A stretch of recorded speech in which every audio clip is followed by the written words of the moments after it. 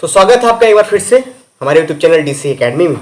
और हमारा तीन ही फंडा है, हंसते रहिए, मुस्कुराते रहिए और पढ़ते रहिए, ठीक है ना। तो चलिए आपको हम बता देते हैं कि अगर आपको पीडीएफ नोट्स चाहिए, पीडीएफ नोट्स तो चाहिए ही, अगर मैं आपको पढ़ा रहा हूँ तो नोट्स उसका तो आपको चाहिए ही। तो आप हमारे टेलीग्राम ग्रुप डीसी एकेडमी में जुड़ सकते हैं। वहाँ आपको नोट्स जितना हम लेक्चर पढ़ाएंगे उतना हमेशा पढ़ता जाएगा। तो इसलिए आप टेलीग्राम हमारा जो चैनल है डीसी एकेडमी के नाम से, उसमें आप आसानी से जुड़ सकते हैं। तो आज का मोटिवेशन की बात करें तो मोटिवेशन आज आपका बहुत अच्छा होने वाला है। तो चलिए स्टार्ट करते हैं। आप इनको जरूर जानते होंगे, इनका नाम है थॉमस एल्वा एडिसन। एक ऐसा बच्चा जिसके टीचर ने कहा कि आपके बच्चे की मानसिक तबीयत ठीक नहीं है, इसलिए हम इसको स्कूल से निकाल देते हैं और इसको हम नहीं पढ़ाएंगे।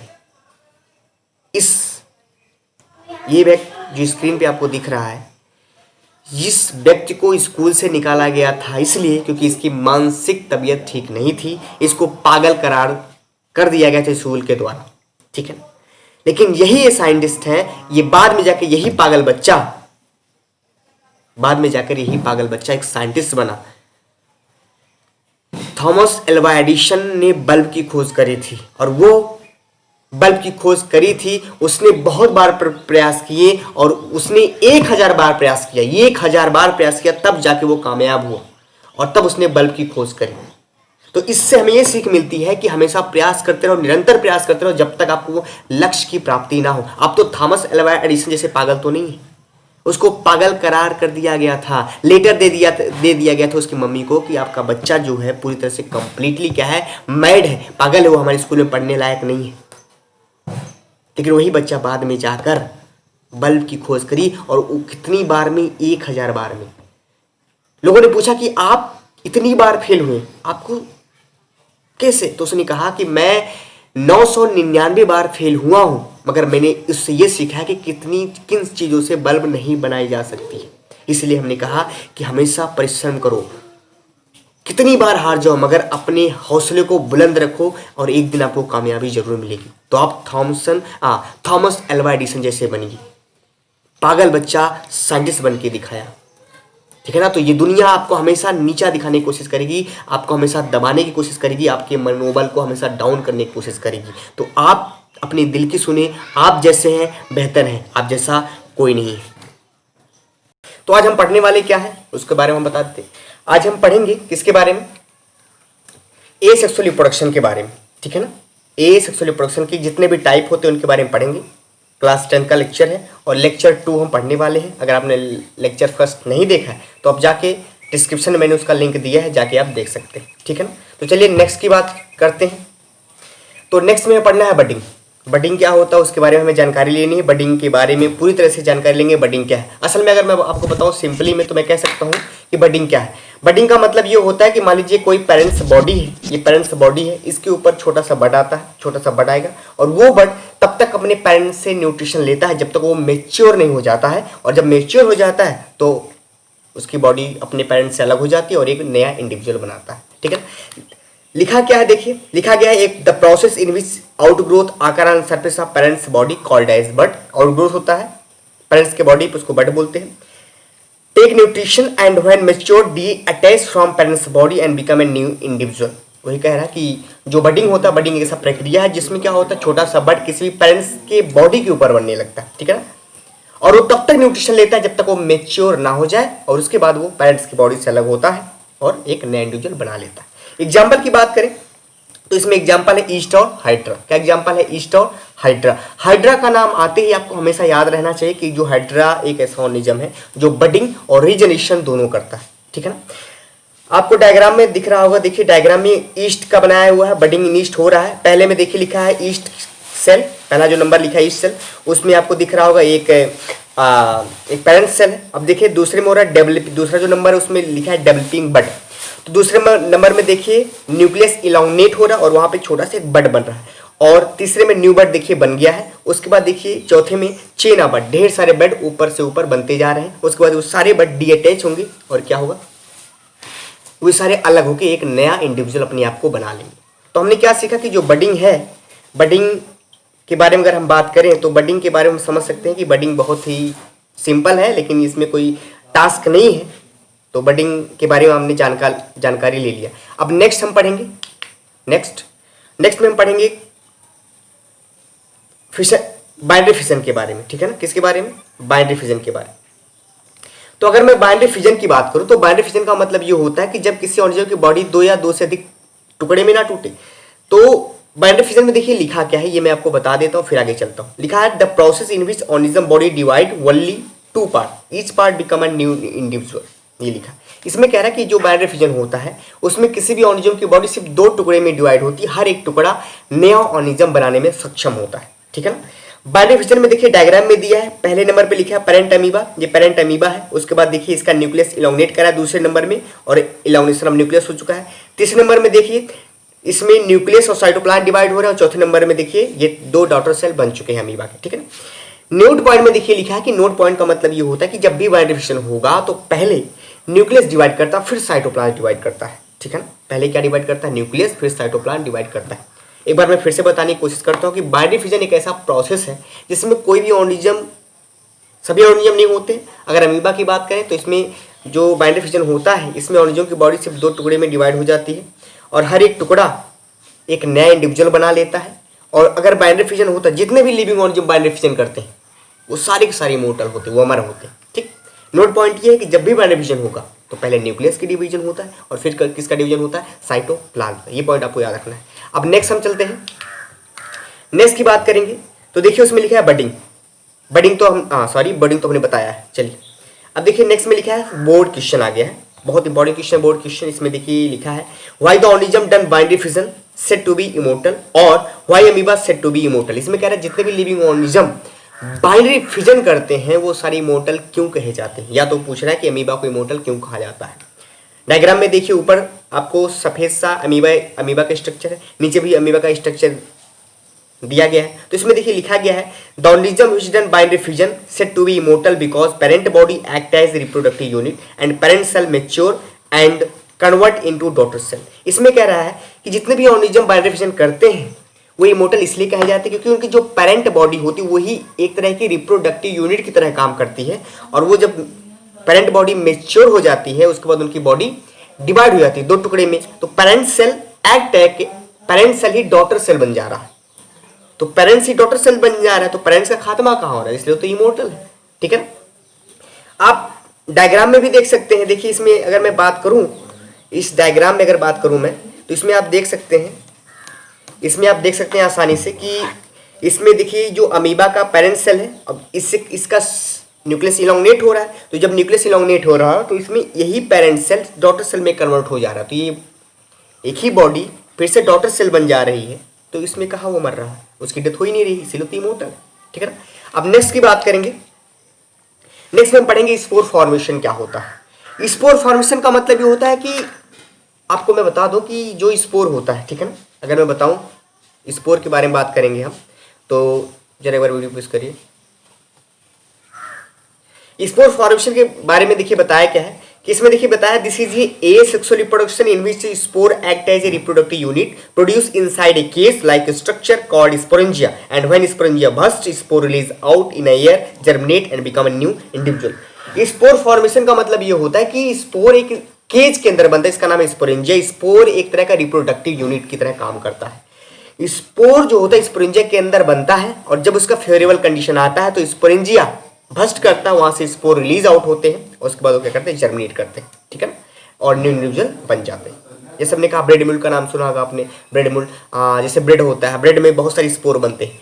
तो अगर डायग्राम की बात करें, एग्जाम्पल की बात करें स्पोर फॉर्मेशन की, तो मशरूम और फंजाई इसमें आते हैं, बहुत और सारे आते हैं, लेकिन हमने मशरूम और फंजाई के बारे में जिक्र करा।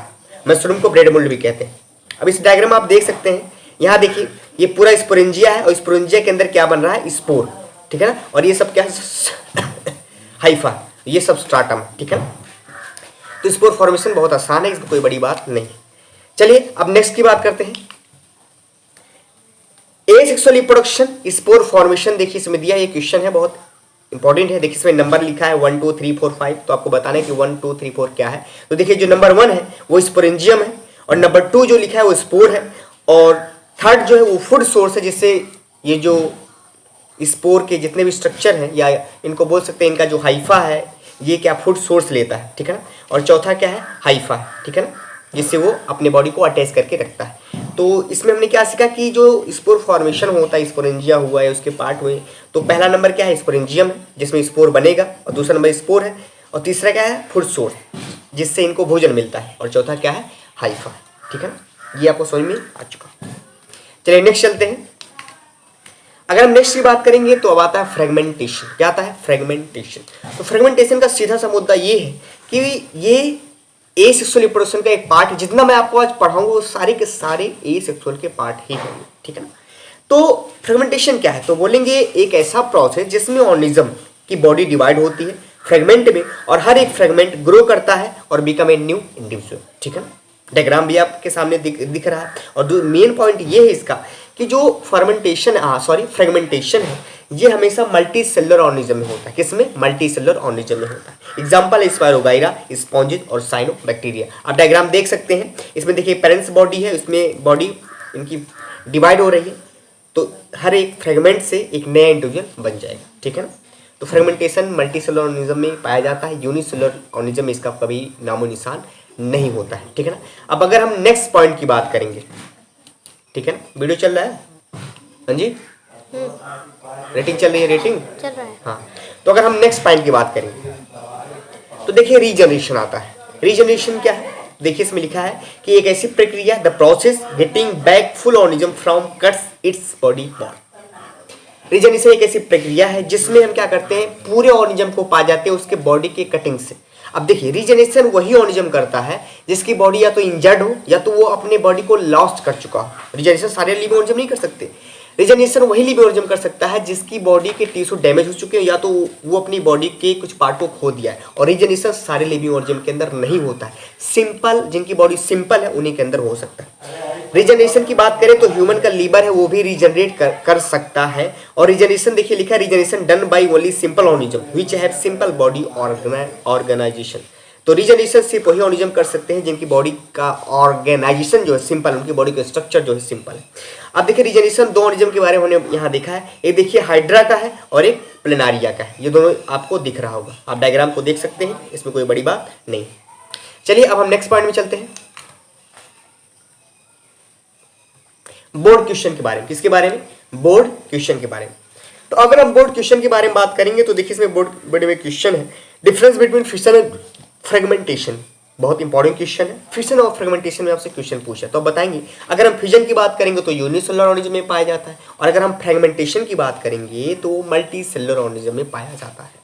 यही आपको याद रखना है, ठीक है। बहुत बड़ी बात नहीं है, लेकिन इस क्वेश्चन को आप इंपॉर्टेंट समझेंगे। नेक्स्ट चलते हैं। नेक्स्ट आता है हमारा फ्रेगमेंटेशन और रीजनरेशन में क्या फर्क है।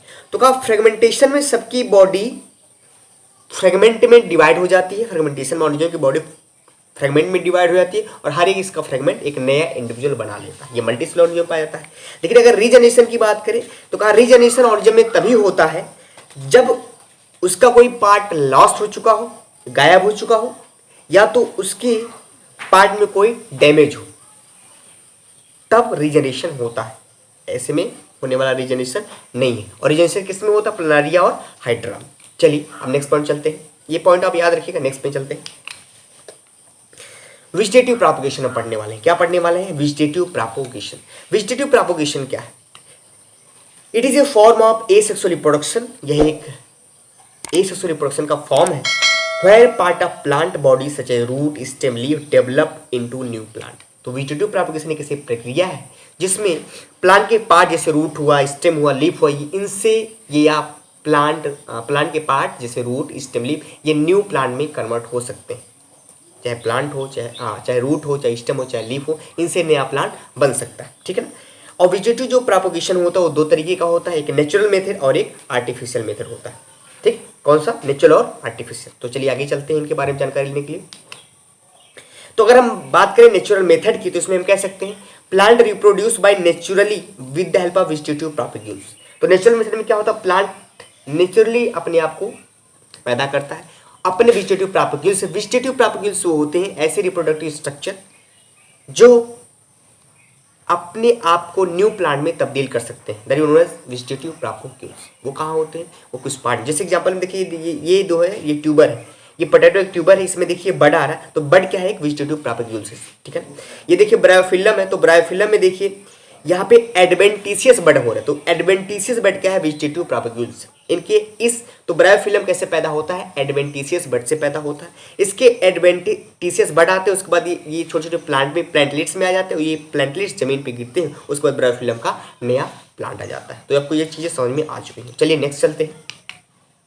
अब हम आएंगे आर्टिफिशियल वेजिटेटिव प्रोपेगेशन के अंतर्गत। तो आर्टिफिशियल वेजिटेटिव प्रोपेगेशन जो है ये मैन मेड प्रोसेस है। क्या है, it is a man made process है। आर्टिफिशियल जो वेजिटेटिव प्रोपेगेशन है ये क्या है, मैन मेड प्रोसेस है। इसमें 3 पार्ट आते हैं। अगर मैं बात करूं तो इसमें पहला आता है कटिंग, देख सकते हैं आप, फिर लेयरिंग, फिर आता है ग्राफ्टिंग, ठीक है ना। पहला कटिंग, लेयरिंग और ग्राफ्टिंग। नेक्स्ट की बात करें अगर ग्राफ्टिंग की, तो इसी से क्वेश्चन बहुत ज़्यादा आते हैं। ग्राफ्टिंग की बात करेंगे तो ग्राफ्टिंग बहुत इंपॉर्टेंट है। तो अगर आप ग्राफ्टिंग की बात करेंगे तो बोलेंगे ये एक ऐसा टेक्निक है, ग्राफ्टिंग एक ऐसा टेक्निक है जिसमें 2 डिफरेंट प्लांट के पार्ट को जोड़ा जाता है, एक रूट के साथ जिसको बोलते हैं स्टॉक, और एक होता है बिना रूट के, उसको बोलते हैं साइकोन। इनको जोड़ के एक नया प्लांट बनाया जाता है। डायग्राम में आप देख सकते हैं आर्टिफिशियल वेजिटेटिव प्रोपेगेशन में एक ऐसा पार्ट जो बिना रूट का हो तो उसको बोलते हैं साइकोन, और एक ऐसा पार्ट जो रूट के साथ हो तो उसको बोलते हैं स्टॉक। इन दोनों को जोड़ के एक नया प्लांट जब बनाया जाता है उसको बोलते हैं ग्राफ्टिंग। छोटा सा है लेकिन ये इसका क्वेश्चन बहुत ज़्यादा इंपॉर्टेंट है, इससे क्वेश्चन बहुत ज़्यादा आता है, इसलिए आर्टिफिशियल वेजिटेटिव प्रोपेगेशन से ये क्वेश्चन जो है बहुत इंपॉर्टेंट है, इसको आप हमेशा याद रखिएगा, ठीक है ना। कभी कभी लेबलिंग के लिए भी क्वेश्चन आ जाता है, ठीक।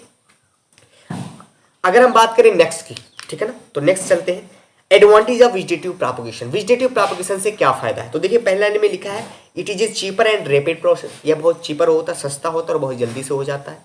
आर्टिफिशियल वेजिटेटिव प्रोपेगेशन बहुत चीपर और रैपिड होता है, ठीक।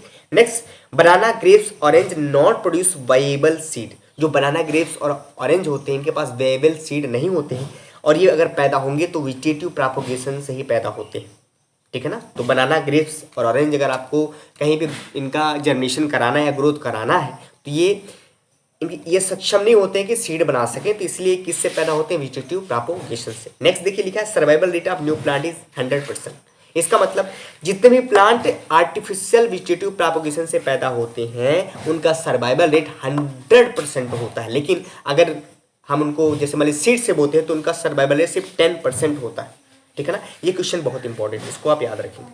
तो आशा करता हूँ ये आपको वीडियो बहुत अच्छी लगी हो। अगर अच्छी लगी हो तो लाइक करें, सब्सक्राइब करें और ज़रूर शेयर करें उन बच्चों के पास जो पढ़ना चाहते हो बायोलॉजी और उनको समझ में नहीं आता, ठीक है ना।